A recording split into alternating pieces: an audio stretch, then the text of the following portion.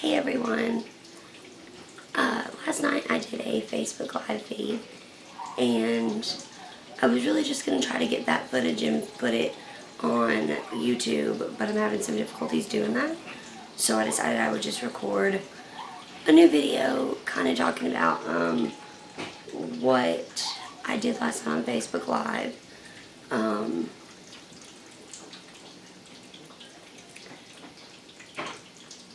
It's been a heavy couple of days here at the hospital. Lots of things have been talked about. My PFTs are not so great. I keep losing ground, although we think we nailed why they've dropped, so hopefully we've taken the proper steps to ensure them to go up. But once your lungs get to a certain point, the talk of having a lung transplant comes up more often than not. And we had talked about it about 8-9 months ago, and we had decided that's how we were going to go. So we started to raise money, and we started to kind of gear my health towards getting my body ready for transplant. There are certain things you have to do in order to meet the guidelines to be accepted for transplant. It's not just you want a set of lungs, so you get a set of lungs. There's testing, and your body has to be at a certain point so that you're sick enough to need the operation, but not too sick that you won't survive the operation. And so it's kind of a toss-up for everybody as to when that happens. Another thing is you're waiting on somebody else to die so that you can get a set of lungs. It's a very complicated process, and it's not nearly as easy as just, hey, okay, I want lungs, I'm sick, let me get some. And it's certainly not as easy as they just take these out and put those in. Essentially with transplant, you are trading one disease for another. No, the new lungs don't have cystic fibrosis, but the rest of the body still does. And the new lungs, the major thing you combat when you get a transplant is chronic rejection. Essentially, everybody who goes through a transplant will deal with chronic rejection. The average life expectancy of lungs, so to speak, is about 5 years. There are people that live much longer so far. I know people that are 13, 14 years out that are doing great. But for every one story I know of somebody doing good, I can name 2 or 3 stories of people that are doing really bad or have already passed away, and they have only been 1 to 2 years out of their new lungs. In fact, a few days ago, I shared a story of a girl named Libby, and she was 10 months out from her double lung transplant, and she died of chronic rejection. So it's not a magic fix. And cystic fibrosis ravishes the body. I mean, all organs are affected. So just because my lungs are replaced, I still have a liver that's been damaged from years of IV antibiotics. I have kidneys.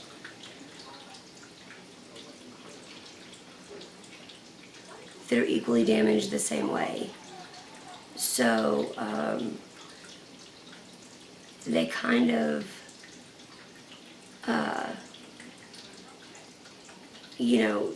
they aren't just a magic fix. And getting a transplant is a complicated process. You have to meet with psychologists, doctors, you have to have heart caths and bone scans and CT scans and blood work and all of this stuff to make sure that your body's okay. Well, after my doctors and I talked the other day, it has been decided that I am not a suitable candidate for a lung transplant. Unfortunately, a few factors medically impact the decision, and then a few factors just with my family and things, how I would like to live, impact that. Medically,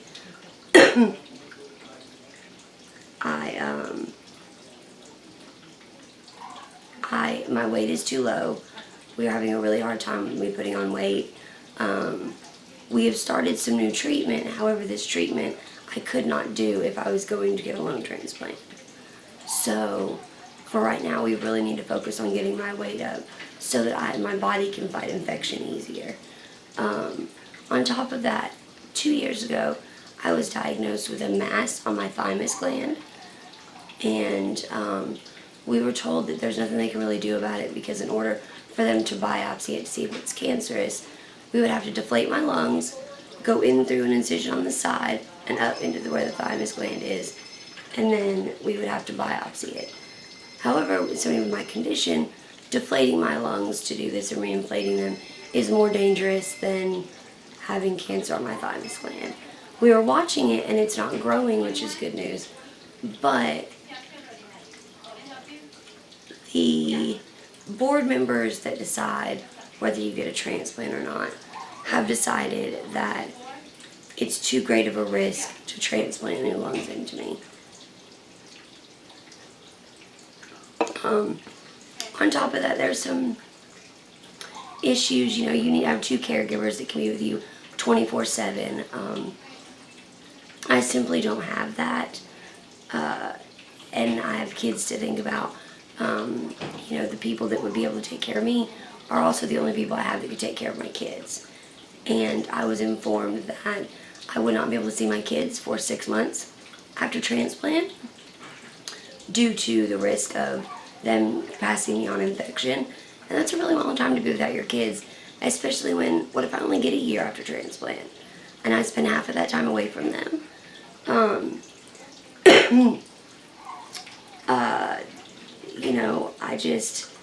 That's one of the factors. I'm also very naturally health-minded, and I would have to vaccinate my kids. I would have to get vaccinated, and they really go against some of my religious beliefs. Same as having a set of lungs. Ever since I was little, I had always told my mom that I didn't want to have a transplant. But then I had kids, and I felt almost obligated to have a transplant because I needed to do it for them. That's not the best attitude to have. We're now looking at it as my lung function the way it is now. I could very easily live for 5 or 10 years with a lung function this low, so long as I can maintain my health and stability. So right now, that is our main goal, is to maintain lung function and stability and maximize quality of life. I am no closer to dying today than I was a week ago prior to making this decision. The doctors don't think I'm in imminent danger of demise. It's just that our route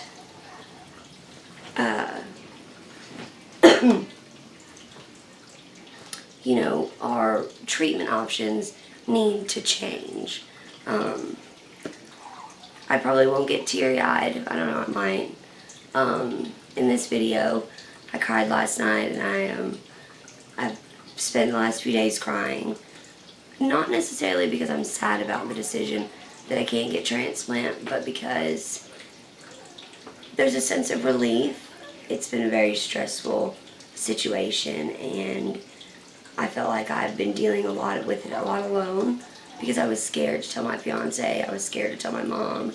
I was really scared that people would think I'm giving up, when that is not the case. I am still exercising. I'm still searching natural remedies, and this just means that we have to expand my search, and I have to start incorporating more natural remedies. I really want to look into acupuncture, and I really want to go see a chiropractor.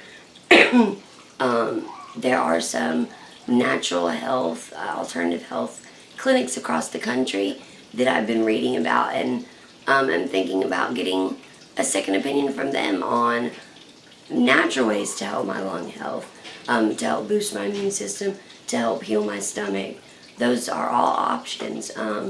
And so transplant was just one treatment option, and now we've ruled out that option. So now we have other treatment options, and we can also have a little bit better symptom management. You know, because from a medical position, I'm not going to get better. They don't typically see people magically get 20 and 30% lung function back. I have talked to people that have done this, and they've worked really hard, and I'm working really hard. I did my exercise bike for 15 minutes last night. Granted, I'd break it up in 5-minute intervals, but I did it. So, you know, I'm not giving up. This is far from that. I have 2 amazing kids, and I have an amazing fiance, and I can't just give up. But we're going to have to get creative, and I'm going to have to ask for a lot more help. You know, natural treatments are not covered by insurance, and they are expensive.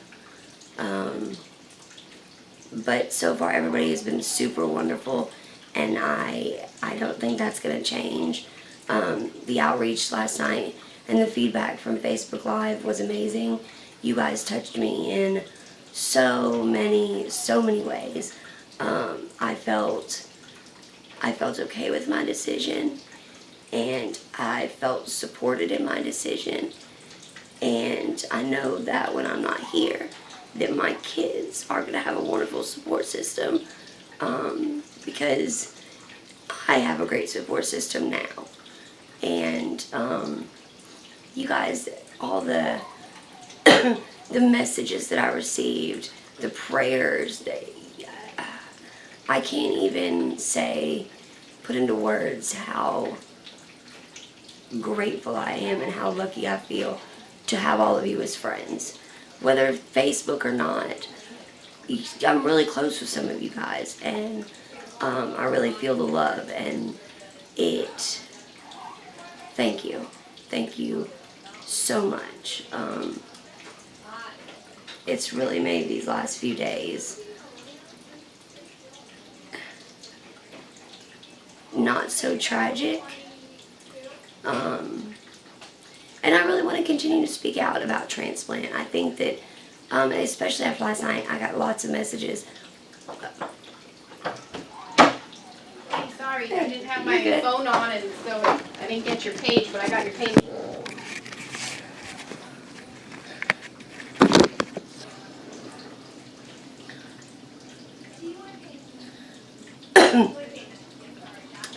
Sorry about that, guys. My nurse came in to give me some medicines. I'm a little bit slower than I was a few minutes ago. I had to get some Phenergan because I was struggling with some nausea. It kind of makes me have a little bit of brain fog. But I was really trying to wrap up the video and just thank everybody for their help and y'all's support. And I really hope you'll continue to help me through this time, because I didn't realize how much I needed the love and support until I got it. And I don't want to let anybody down. I was really scared that people would just think I was giving up and not fighting and whatever, but I'm just taking a different method to fight. You know, one that's a little more sure. My doctor compared getting new lungs to the lottery, and he said that you buy your ticket, you know, you get ready and all of that, but then, you know, sometimes the lungs aren't the right lungs, sometimes they don't last, and just because you're approved doesn't even mean you'll get lungs. I know people who've waited 2 and 3 years on the list and died before they ever got a set of lungs. And one thing that really impacts that, that makes that a problem for me, is the fact that I want to travel. And in order for me to travel, I can't be having to stay here and wait on lungs. You know, I don't want to spend the next 2 or 3 years sitting here waiting on a call that I may never get. When I could have took those 2 or 3 years and made memories with my family. You know, that's part of the reason we started this YouTube channel, was so that the kids and my fiance would have something to look back on and see me, and they could always feel like I was there with them. You know, just being able to rewatch the videos I make and relive all of our experiences. It was also part of the reason I got into photography when I was young, was because I wanted my mom and my family to be able to have those memories of me when I wasn't there. And now my kids, you know, I'm working on getting together little keepsake boxes for them of stuff that just meant something to me. You know, I have a box of Olivia and mine and Olivia's dad's wedding photos, and I have my wedding dress that one day will be handed down to her.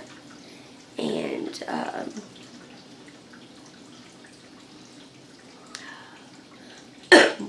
I just want to really make sure that I'm prepared when the time is here. That way my family doesn't have to make any decisions. I've made them, and they just need to be carried out. We did contact Palliative Care. It is not a hospice, and being on palliative care does not mean you're dead yet.